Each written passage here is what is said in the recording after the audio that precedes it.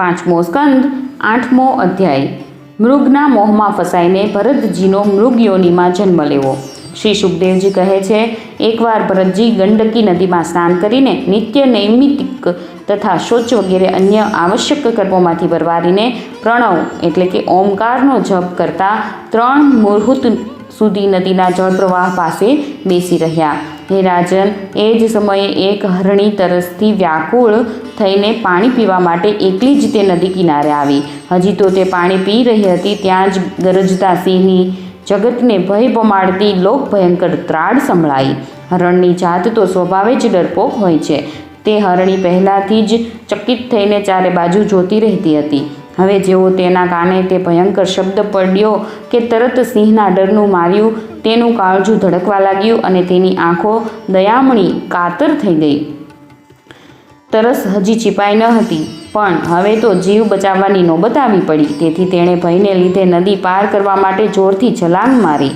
તેના પેટમાં ગર્ભ હતો, તેથી છલાંગ મારતી વેળાએ અત્યંત ભયને કારણે તેના તે ગર્ભ પોતાના સ્થાનેથી ખસીને યોનિદ્વારમાંથી નીકળી જઈને નદીના પ્રવાહમાં પડ્યો। તે કાળિયાર હરણી અચાનક ગર્ભના પડી જવાને, લાંબી છલાંગ મારવાને તથા સિંહથી બીધેલી હોવાને કારણે ઘણી જ દુખાતુર થઈ ગઈ હતી।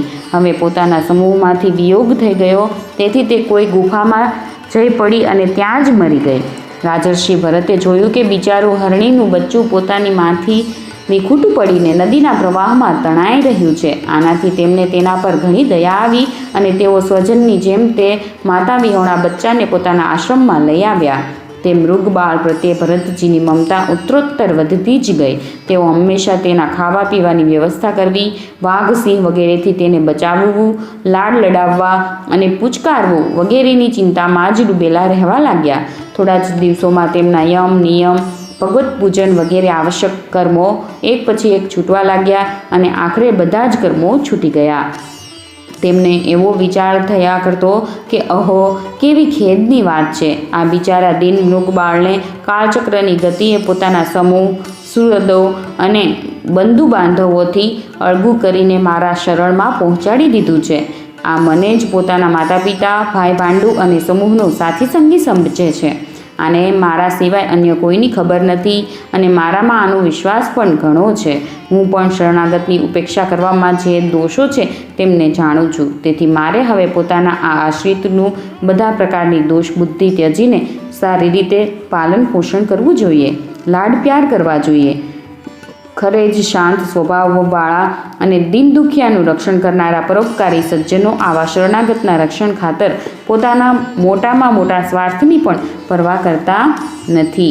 આ પ્રમાણે હરણના તે બચ્ચામાં આસક્તિ વધી જવાથી બેસતા, સૂતા, હરતા, ફરતા, ઊભા રહેતા તેમજ ભોજન કરતી વખતે પણ તેમનું ચિત્ત તેના સ્નેહ પાશમાં બંધાયેલું રહેતું હતું।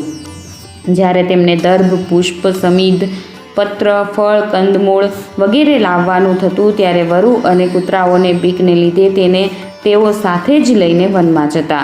રસ્તામાં જ્યાં ને ત્યાં કૂણું ઘાસ વગેરે જોઈને તે હરણબાળ મુગ્ધ ભાવે રોકાઈ જતું તો તેઓ અત્યંત પ્રેમપૂર્ણ હૃદયથી દયાવશ તેને પોતાના ખભે બેસાડી દેતા। આ પ્રમાણે ક્યારેક ખોળામાં લઈને તો ક્યારેક છાતીએ વળગાડીને તેને લાડ કરવામાં પણ તેમને ઘણું સુખ મળતું। નિત્ય નૈમિતિક કર્મો કરતી વખતે પણ રાજરાજેશ્વર ભરતજી વચ્ચે વચ્ચે ઉઠી જઈને તે મૃગબાળને જોઈ લેતા અને જ્યારે તેના પર તેમની નજર પડતી ત્યારે જ તેમના ચિત્તને શાંતિ મળતી। તે સમયે તેના માટે મંગળ કામના કરતા તેઓ બોલી ઉઠતા, બેટા, તારું સર્વત્ર કલ્યાણ થાઓ। ક્યારેક જો તે જોવામાં આવતું નહીં તો જેનું ધન લૂંટાઈ ગયું હોય તેવા લાચાર માણસની જેમ તેમનું ચિત્ત અત્યંત અદ્વિગ્ન થઈ જતું અને પછી તેઓ હરણીના તે બચ્ચાના વિરહથી વ્યાકુળ અને સંતપ્ત થઈને કરુણાવશ અત્યંત ઉત્કંઠિત અને મોહાવિષ્ટ એટલે કે મોહના આવેશથી ગ્રસ્ત થઈ જતા તથા શોકમગ્ન થઈને આ પ્રમાણે બોલી ઉઠતા, અરે શું કહી શકાય! શું તે મા વિહોણું બિચારું મૃગબાળ દુષ્ટ કિરાતના જેવી બુદ્ધિવાળા પુણ્યહીણા અનાર્ય એવા મારો વિશ્વાસ કરીને મને પોતાનો એટલે કે આત્મીય માનીને મેં કરેલા અપરાધોને સત્પુરુષોની જેમ ભૂલી જઈને ફરી પાછું તો આવશે ને?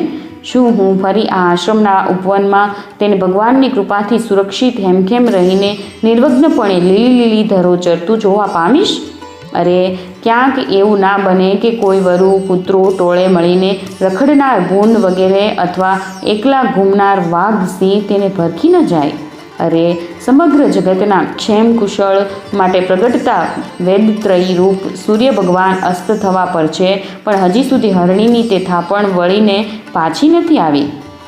શું તે મૃગરાજકુમાર પુણ્યહીણા એવા મારી પાસે આવીને મૃગબાળને અનુરૂપ પોતાની જાત જાતની મનોહર અને દર્શનીય ક્રીડાઓથી પોતાના સ્વજનોનો શોક દૂર કરતો મને આનંદિત તો કરશે ને? અહો, ક્યારેક હું જ્યારે પ્રણયકોપથી રમત ખાતર ખાલી ખોટી સમાધિના બહાને આંખો મીચીને બેસી જતો, ત્યારે તે ચકિત ચિત્તથી મારી પાસે આવીને જળબિંદુ જેવી નાજુક અને નાની નાની શીંગડીઓની અણીથી મારા અંગોને કેવું તો ખંજવાળવા લાગતો હતો. ક્યારેક હું દર્ભ પર હવન સામગ્રી મૂકતો અને તે પોતાના દાંતોથી તેને ખેંચીને અપવિત્ર કરી મૂકતો, તો મારા ધમકાવવાથી તે અત્યંત ભયભીત થઈને તે જ સમયે ઉછળવા કૂદવાનું છોડી દેતો અને ઋષિકુમારની જેમ પોતાની સમસ્ત ઇન્દ્રિયોનો નિરોધ કરીને ચૂપચાપ બેસી જતો હતો. પછી જમીન પરના તે મૃગબાળની ખરીઓના નિશાન જોઈને કહેવા લાગતા, અહો, આ તપસ્વીની ધરતીએ એવું તો ક્યું તપ કર્યું છે કે તે અતિ નમ્ર કાળિયાર મૃગબાળના નાના નાના સુંદર સુખદાયી અને સુકોમળ ખરીઓવાળા ચરણોના ચિહ્નોથી મને કે જે હું પોતાનો મૃગધન લૂંટાઈ જવાથી અત્યંત વ્યાકુળ અને દીન થઈ રહ્યો છું, તે ધનની પુનઃ પ્રાપ્તિનો માર્ગ બતાવી રહી છે. અને તે પોતે પોતાના શરીરને પણ સર્વત્ર તે પદચિહ્નોથી વિભૂષિત કરીને સ્વર્ગ અને અપવર્ગના ઈચ્છુક બ્રાહ્મણો માટે યજ્ઞસ્થળ બનાવી રહી છે.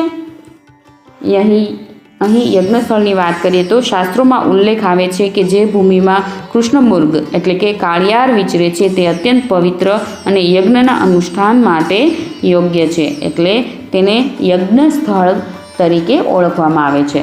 ચંદ્રમામાં મૃગના જેવું કાળું ચિહ્ન જોઈને તેને પોતાનો જ મૃગ માનીને કહેવા લાગતા, અહો, જેની માતા સિંહના ભયથી મરી ગઈ હતી તે જ મૃગ શિશુ આજે પોતાના આશ્રમથી પણ વિખૂટું પડી ગયું છે.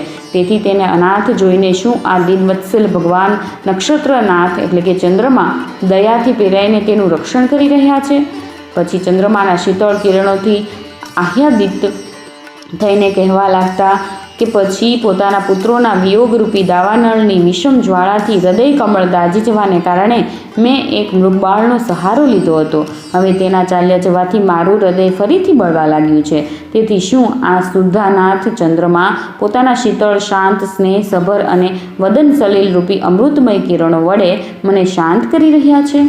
હે રાજન, આ પ્રમાણે જેમના પૂરા થવાનું સર્વથા અસંભવ હતું તે વિવિધ મનોરથોથી ભરતનું ચિત્ત વ્યાકુળ રહેવા લાગ્યું. મૃગબાળના રૂપમાં પ્રતીત થતા પોતાના પ્રારબ્ધ કર્મને કારણે તપસ્વી ભરતજી ભગવાનની આરાધનાના કર્મમાંથી તેમજ યોગના અનુષ્ઠાનમાંથી ચ્યુત થઈ ગયા. નહીંતર તો જેમણે પોતાના જ હૃદયથી ઉત્પન્ન થયેલા ને ત્યજી દેવા દુષ્કર એવા પોતાના પુત્રોને પણ તેઓ મોક્ષના માર્ગમાં સાક્ષાત વિઘ્નરૂપ છે એમ સમજીને ત્યજી દીધા હતા, તેવા તેમની આ અન્ય જાતીય મૃગબાળમાં આવી આસક્તિ શા માટે થવા પામત? આ પ્રમાણે રાજર્ષિ ભરત વિઘ્નોના વશીભૂત થઈને યોગના સાધનમાંથી ભ્રષ્ટ થઈ ગયા અને તે મૃગબાળના પાલન પોષણમાં અને લાડ પ્યારમાં જ વ્યસ્ત રહીને આત્મ સ્વરૂપને વિસરી ગયા. એ દરમિયાન એનું ટળવું અત્યંત મુશ્કેલ છે. તે પ્રબળ વેગવાળો વિકરાળ કાળ જેમ ઉંદરના દરમાં સાપ ઘૂસી આવે તેવી જ રીતે તેમના માથા પર ચડી આવ્યો. તે વેળાએ પણ તે મૃગબાળ તેમની પાસે બેઠેલા પુત્રની જેમ શોકાતુર થઈ રહ્યો હતો. તેઓ તેને આ સ્થિતિમાં નિરખી રહ્યા હતા અને તેમનું ચિત્ત તેનામાં જ લાગેલું હતું. આ પ્રકારની આસક્તિમાં જ મૃગની સાથે તેમનું શરીર પણ છૂટી ગયું. ત્યારબાદ તેમને અંતકાળની ભાવના મુજબ અન્ય સાધારણ મનુષ્યની જેમ મૃગ શરીર જ મળ્યું, પરંતુ તેમની સાધના પૂરેપૂરી હતી તેથી તેમની પૂર્વજન્મની સ્મૃતિનો નાશ થયો નહીં. તે યોનિમાં પણ પૂર્વજન્મની ભગવાનની આરાધનાના પ્રભાવથી પોતાના મૃગરૂપ થવાનું કારણ જાણીને તેઓ ઘણો જ પશ્ચાતાપ કરતા કહેવા લાગ્યા, અહો, ઘણા ખેદની વાત છે કે હું સંયમશીલ મહાનુભાવોના માર્ગમાંથી પતિત થઈ ગયો. મેં તો ધૈર્યપૂર્વક બધા પ્રકારની આસક્તિ ત્યજીને એકાંત અને પવિત્ર વનનો આશ્રય લીધો હતો. ત્યાં રહીને જે ચિત્તને મેં સર્વ પ્રાણીના આત્મા શ્રી વાસુદેવમાં નિરંતર તેમના જ ગુણોનું શ્રવણ, મનન અને સંકીર્તન કરીને તથા પ્રત્યેક ક્ષણને તેમની જ આરાધના, સ્મરણ વગેરે થકી સફળ કરીને સ્થિર ભાવે સંપૂર્ણપણે છોડી દીધું હતું.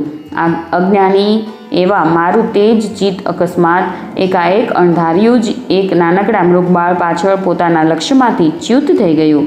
આ પ્રમાણે મૃગ બનેલા રાજર્ષિ ભરતના હૃદયમાં જે વૈરાગ્ય ભાવ જાગૃત થયો તેને છુપાવેલો રાખીને તેમણે પોતાની માતા હરણીનો ત્યાગ કર્યો અને પોતાની જન્મભૂમિ કાલંજર પર્વત પરથી તેઓ ફરી શાંત સ્વભાવવાળા મુનિઓના પ્રિય એવા તે શાલિગ્રામ તીર્થમાં કે જે ભગવાનનું ક્ષેત્ર છે ત્યાં પુલસત્ય અને પુલહ ઋષિના આશ્રમમાં ચાલ્યા આવ્યા. ત્યાં રહીને પણ તેઓ કાળની જ પ્રતીક્ષા કરવા લાગ્યા. આસક્તિ તરફથી તેમને ભારે ભય લાગવા માંડ્યો હતો. તેથી માત્ર એકલા જ રહેતા અને સૂકા પાંદડા, ઘાસ વગેરે વડે ગુજારો કરતા રહીને મૃગયોની પ્રાપ્ત કરાવનારા પ્રારબ્ધના ક્ષયની વાટ જોતા રહ્યા. અંતે તેમણે પોતાના શરીરનો અડધો ભાગ ગંડકીના પાણીમાં ડૂબાડેલો રાખીને તે મૃગ શરીરનું વિસર્જન કર્યું. 5મા સ્કંધ અંતર્ગત ભરત ચરિત્રમાંનો 8મો અધ્યાય સમાપ્ત.